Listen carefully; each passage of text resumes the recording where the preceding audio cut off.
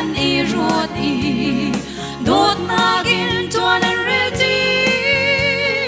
đốt na ngay lâu trong khát cha kha lang an si no mi đốt na nạc mun an no mit khamin tuan mi van ram do nun an lo kan chung khara boy Jesus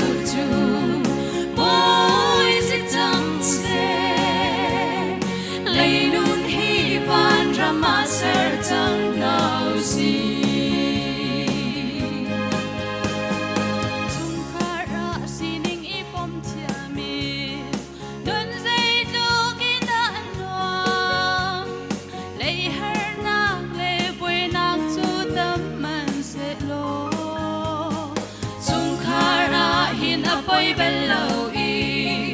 đốt na shi a fit al chi chung khara đốt na par do chu an par der no mi đốt na mun an no mit khamin chuan mi van ram do nun al lo kan chung khara boy Jesus boy si chang che lei nun hi van rama ser chang nau si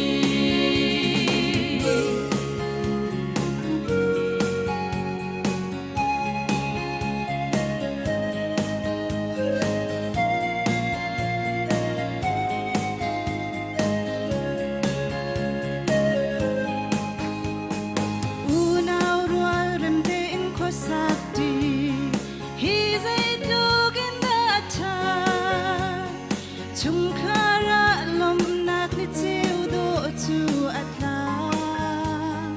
harmon tang dap zai on tang chung i atla mi bantuk an si ni tin an nun atlo chwa rua pi an don no mi not na nang hun an no